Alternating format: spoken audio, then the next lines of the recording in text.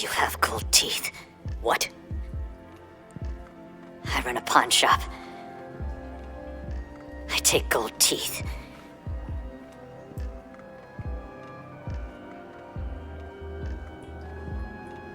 I just want to know what to sell when you're dead. The movie opens with a man named Cha Tae-sik. On the surface, he seems like just another quiet, harmless guy running a small pawn shop, a place where people in need of quick cash drop off their phones or valuables for a loan. But behind his silent eyes, there's a weight, something in his past that's left deep scars.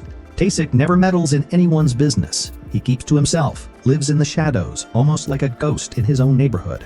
The only person who manages to crack that shell is a little girl next door, So-mi.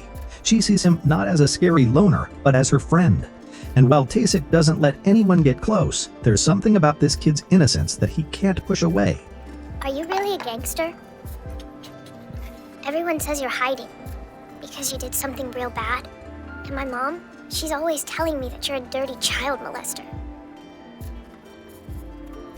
Well? I see. Do you think I'm a bad guy? Well, you do live like a prisoner. So-mi's life, however, is far from innocent. Her mother works as a dancer in a nightclub, caught up in drugs and dangerous choices. One night, desperate and reckless, she steals a packet of drugs worth millions from the wrong people and hides it inside a camera bag. Then she casually drops that bag off with Tae-sik, pretending it's just another pawn shop deal. What he doesn't know is that this little favor just put him in the crosshairs of one of the city's most powerful crime syndicates. When the mafia realizes their product's been stolen, they send two ruthless brothers, the kind of guys who do the dirty work no one else will touch. Soon enough, one of them learns the thief was a nightclub dancer, and that's when the story starts to shift. At home, So-mi's mom kicks her out of the room while she hides the drugs, leaving the poor girl in tears. With nowhere else to go, So-mi runs to Tae-sik, begging for comfort, and despite his cold, distant nature, he lets her crash at his place. That night, So-mi teases him, saying, "Do you know people call you a ghost because you're so quiet and creepy?" Tae-sik doesn't reply. He just tells her to get some sleep and walks away. Meanwhile, back at her apartment, So-mi's mom faces her furious boyfriend. He knows she stole the drugs and warns her, "That stuff belongs to the mafia. You don't give it back, they'll kill you." But blinded by greed, she refuses. In her mind, this score is her ticket to a better life. The next morning, we see Tae-sik again, this time noticing his fingernail painted with a tiny angry emoji, something So-mi had drawn for fun. She even left him a little note, and for the first time in years, he smiles. Later that day, as he walks past So-mi's school, he witnesses something disturbing. A grown woman is violently hitting So-mi. Tae-sik rushes over, but before he can do anything, the police arrive. After questioning, the woman claims So-mi tried to steal her child's bag. But through tears, the little girl insists, "I wasn't stealing. I was just comparing her bag with mine to see which one looked prettier." The police start questioning little So-mi about her parents, but instead of answering, the girl quietly points to Tae-sik, who's standing off in the distance. The cops assume he must be her father and start walking towards him. Tae-sik doesn't say a word. He just turns and walks away. Later that evening, So-mi shows up to see him, but Tae-sik scolds her harshly. "Are you out of your mind? Why would you point at me like that?" His voice is sharp, but the girl breaks down. She says everyone calls her crazy, everyone hates her, and she hates them back. The only person she ever considered a friend was him. "Do you want me to hate you too?" she asks, before storming off in tears. Not long after, Tae-sik heads home, but when So-mi arrives at her place, she sees a nightmare unfolding. A group of thugs are beating her mother. These men belong to a powerful drug cartel, the same cartel whose stash her mother had stolen. They demand to know where the missing drugs are. At first, she refuses, but after brutal torture, she finally breaks, admitting the drugs are hidden inside a camera bag. Even with the answer, the gang shows no mercy. They kidnap So-mi's mother and send the rest of their men to Taeg's pawn shop to retrieve the bag. When Tae-won pulls out a knife and demands the camera bag, saying it was given to Taeg by his neighbor. The moment the man looks away, Taeg snatches the blade from his hand with lightning speed. The thug is stunned.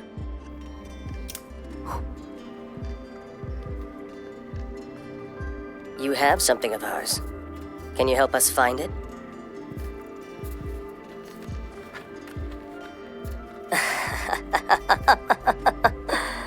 Oh, wow. This takes me back to 5th grade recess.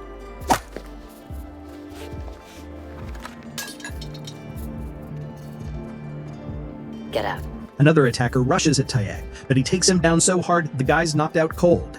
The second man panics and quickly calls the cartel's right-hand man, who's waiting in the car downstairs. That man sends up another thug who hands Tayeg a phone. On the other end, he hears Somi's terrified voice. They threaten her life, forcing him to give up the bag. Meanwhile, the unconscious thug gets executed by his own ally, killed just because he was disliked. But this leaves Tayeg's shop stained with blood, and the killers deliberately leave the phone behind to frame him for murder. Tayeg realizes instantly they're setting him up. On top of that, something doesn't add up. The gang already has their drugs, so why are they still holding on to Somi's mother? Tayeg rushes downstairs, hoping to follow them, but it's too late. They're gone.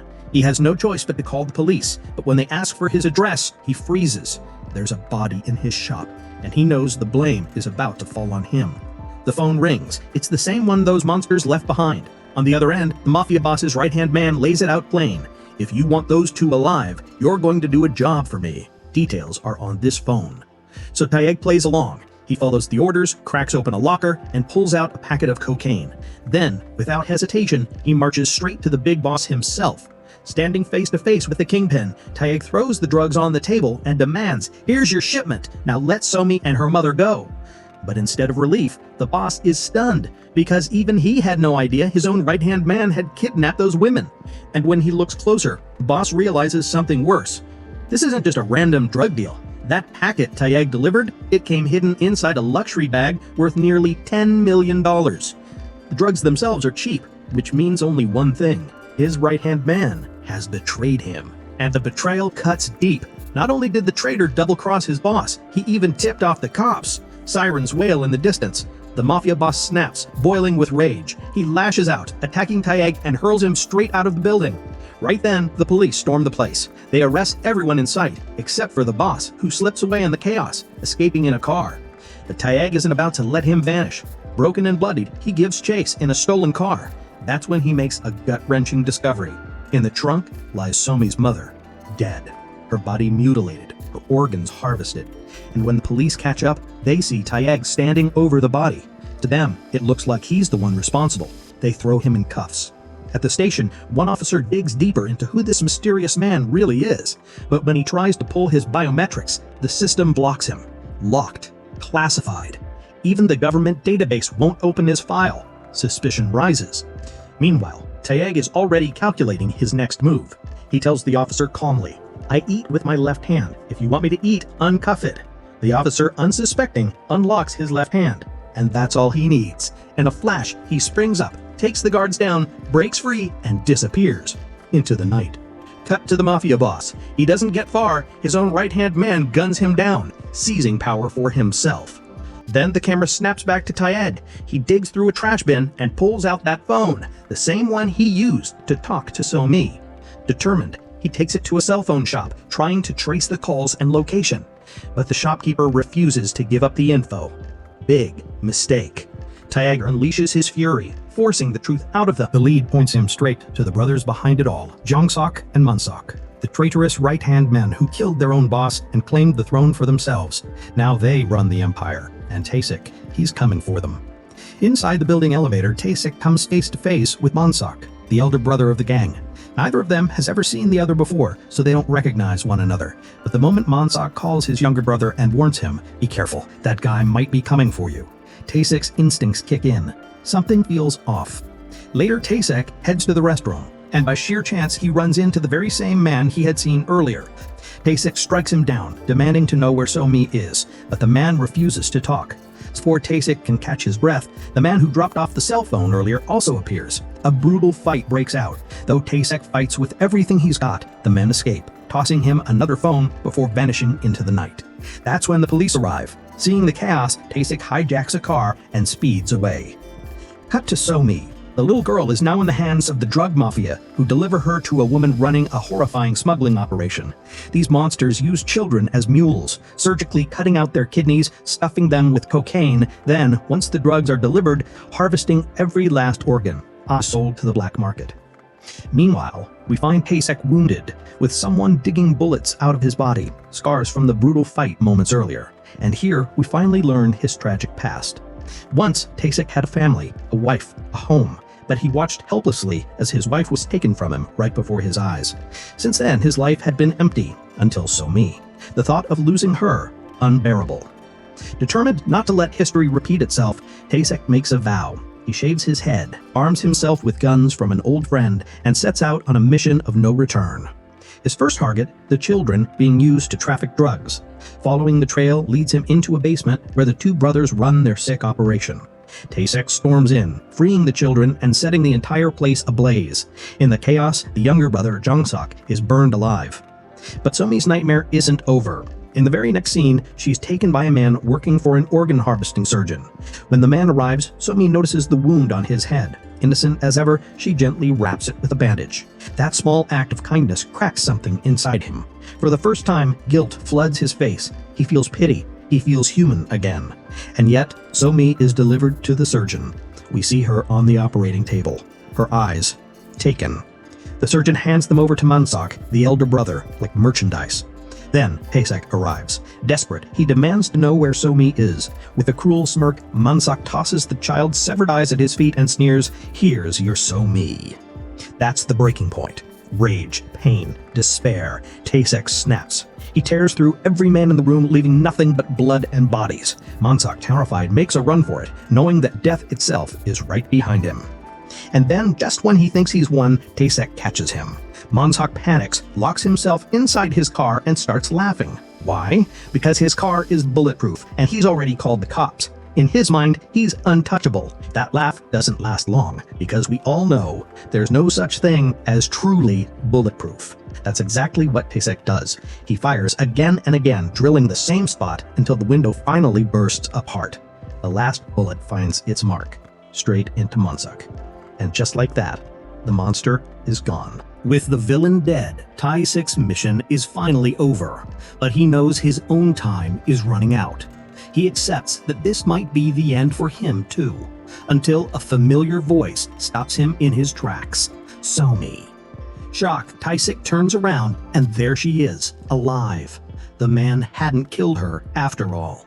Instead, he must have turned his knife on the surgeon. So-mi runs to him, throws her arms around him, and for a moment, it feels like everything is okay. But then, the flashing lights appear. The police have arrived. They arrest Taysek on the spot. Before they take him away, he makes one final request. Stop by a small stationery shop. Inside, Taysek gently buys So-mi a school bag and all the supplies she'll need. He looks at her and says, "From now on, you'll have to handle life on your own.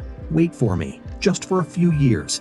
So-mi breaks down, clutching him tightly, tears streaming down her face. And with that heartbreaking embrace, the story comes to an end. And what an ending it is! A brutal, beautiful, unforgettable film.